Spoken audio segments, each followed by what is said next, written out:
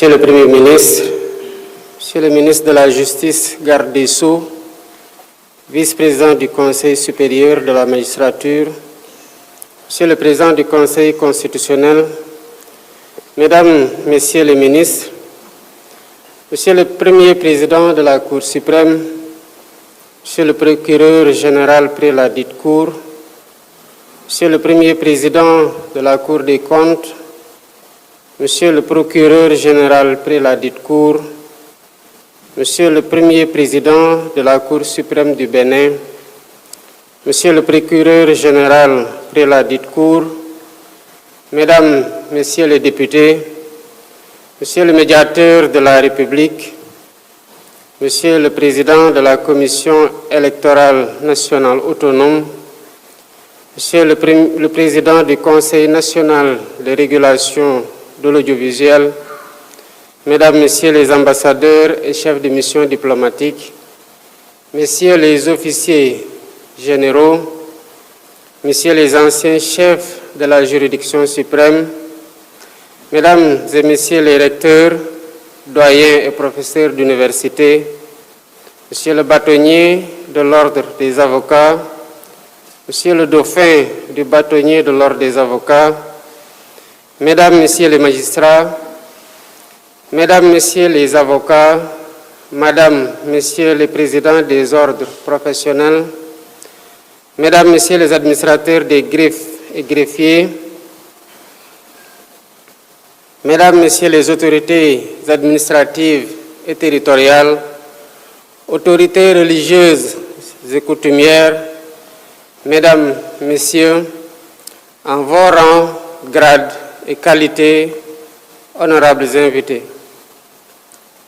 Je me réjouis d'être avec vous ce matin pour la cérémonie solennelle de rentrée des cours et tribunaux qui constitue un moment important de la vie de nos institutions. Ce rendez-vous républicain offre toujours l'occasion au pouvoir exécutif et judiciaire d'échanger sur des thématiques qui sont au cœur des préoccupations de la cité. Il ouvre un espace de réflexion où se rejoignent la volonté politique et l'expertise des acteurs du monde judiciaire pour consolider l'état de droit et garantir le respect des libertés fondamentales. Mesdames et Messieurs,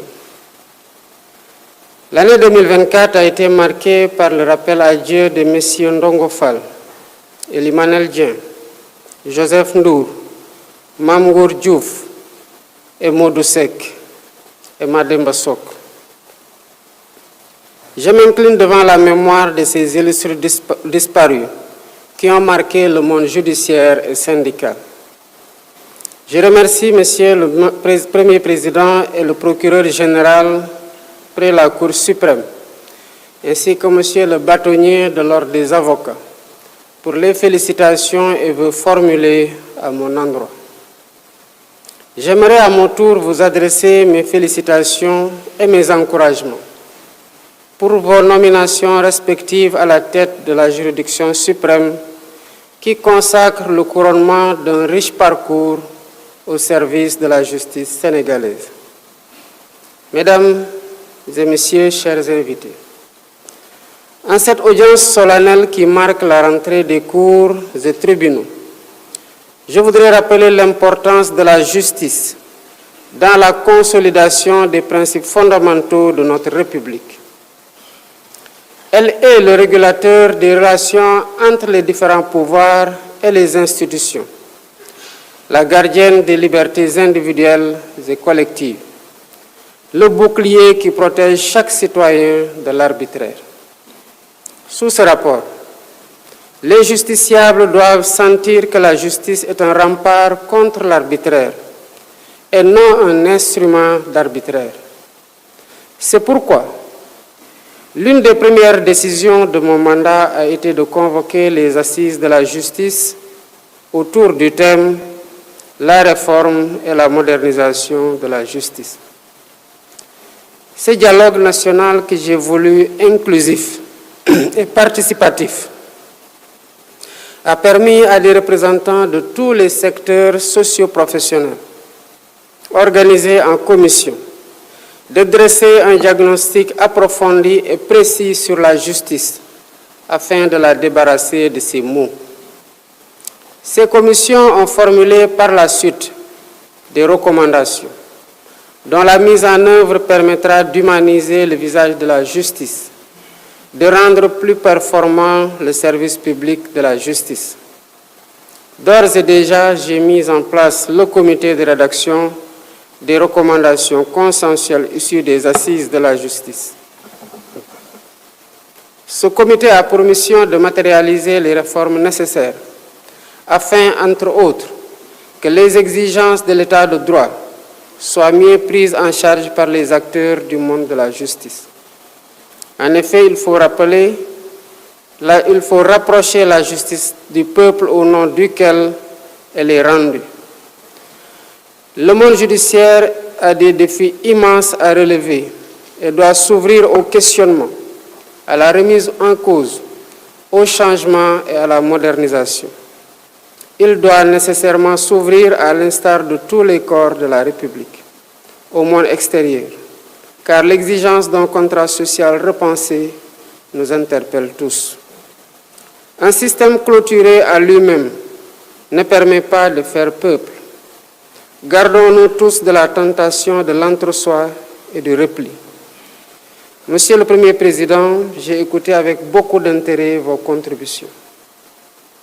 Les conclusions des assises de la justice permettront de répondre aux problématiques les plus urgentes. Le thème qui nous réunit aujourd'hui porte sur le droit de grève et la préservation de l'ordre public.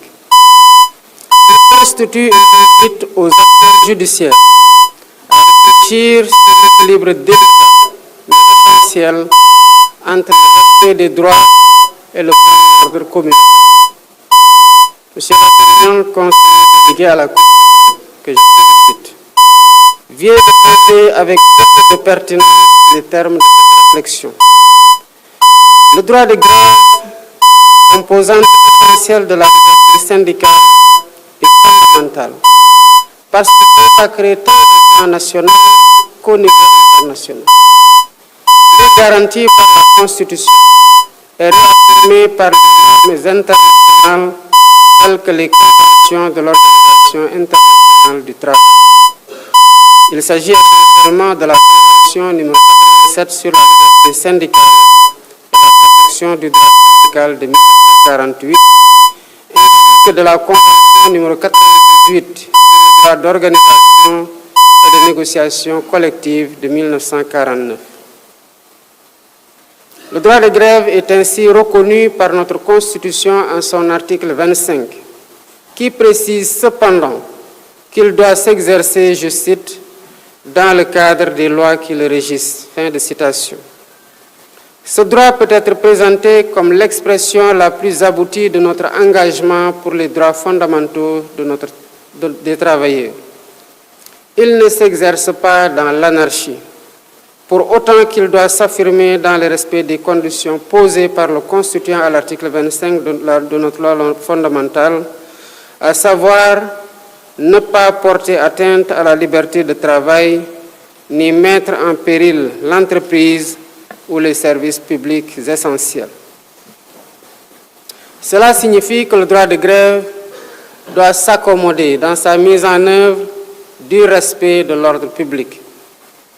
Il est donc aménagé pour assurer la préservation de la sécurité publique, de la salubrité, de la santé ou encore de la tranquillité publique.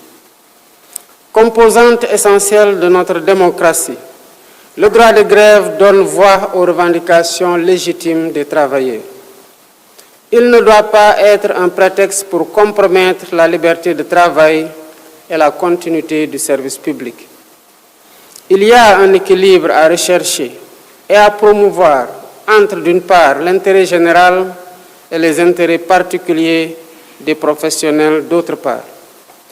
Il en résulte que son exercice s'effectue dans le respect des droits collectifs, notamment dans des secteurs cruciaux tels que la santé, l'éducation et la sécurité publique.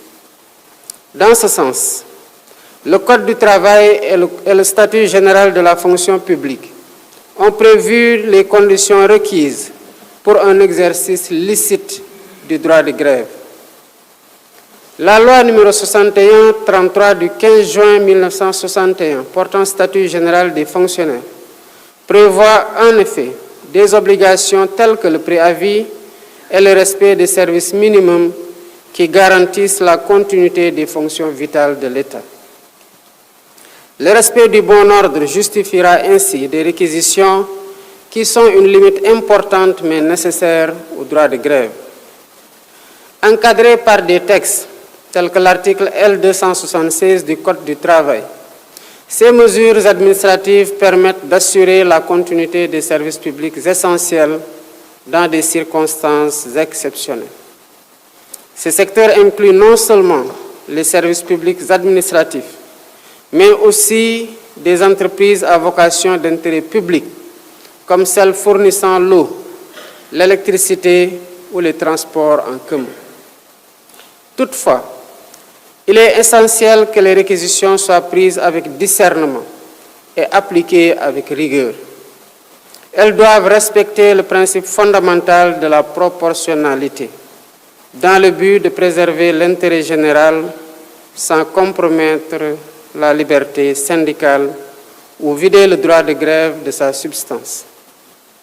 Ces mesures, bien que nécessaires dans certains cas, doivent toujours être prises avec le souci de maintenir un équilibre entre la protection des droits individuels et la préservation des intérêts vitaux.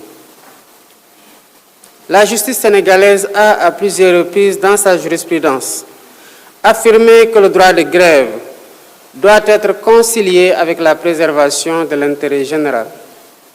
Les acteurs ne doivent donc pas perdre de vue que dans l'esprit de la loi, le préavis a pour objectif noble d'asseoir un cadre de concertation dans le but ultime d'éviter l'arrêt brutal et concerté du travail. J'encourage en conséquence les inspecteurs du travail et de la sécurité sociale et les magistrats compétents à promouvoir la conciliation qui est un levier important du dialogue social, car l'ordre public dépasse les seules prérogatives de l'État. Il est un bien commun reposant sur la sécurité, la tranquillité, la salubrité et le respect des libertés. Le Haut Conseil du dialogue social, qui a pour mission de procéder à des facilitations et à des médiations entre les acteurs sociaux, a également son importance dans la préservation de la stabilité dans le monde du travail. Dans ce siège, le gouvernement dirigé par le Premier ministre, M. Ousmane Sonko, s'est engagé à renforcer les cadres de dialogue entre les différentes parties prenantes que sont les travailleurs, les employeurs et les autorités publiques. Au demeurant, le succès de l'agenda national de transformation Sénégal 2050 repose sur notre capacité à garantir une stabilité politique et sociale durable et à coordonner les efforts de tous les Sénégalais. La justice doit être garante en dernier ressort de la stabilité sociale. Chaque juge, dans l'intimité de sa conscience, doit toujours interroger son propre rapport à l'éthique et à la vérité, et dire le droit sans céder à l'injustice.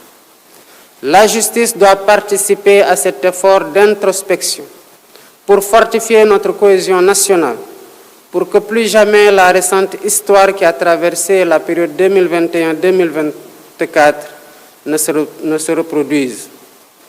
Pour le droit de grève, je vous informe que les services techniques compétents travaillent à l'élaboration des réformes juridiques visant à clarifier davantage les conditions d'exercice du droit de grève dans les secteurs stratégiques. Par ailleurs, des mécanismes alternatifs de règlement des conflits collectifs de travail, à savoir l'arbitrage et la médiation, seront consacrés par ces réformes. Je saisis donc cette occasion pour appeler à un exercice responsable du droit de grève. La défense des intérêts professionnels ne doit jamais se faire au détriment de la paix sociale et de la stabilité de notre nation. J'invite la justice, gardienne de nos droits et libertés, à nous entraîner dans cette démarche avec impartialité et rigueur, en veillant toujours à promouvoir la paix sociale dans notre pays. Les employeurs et l'État doivent quant à eux accorder une attention bienveillante aux revendications légitimes des travailleurs. Ensemble, construisons un Sénégal où les droits de chacun s'expriment dans le respect de l'intérêt général, un Sénégal de liberté, un Sénégal de justice, un Sénégal de prospérité. Monsieur le bâtonnier de l'Ordre des avocats, l'assistance judiciaire fonctionne juste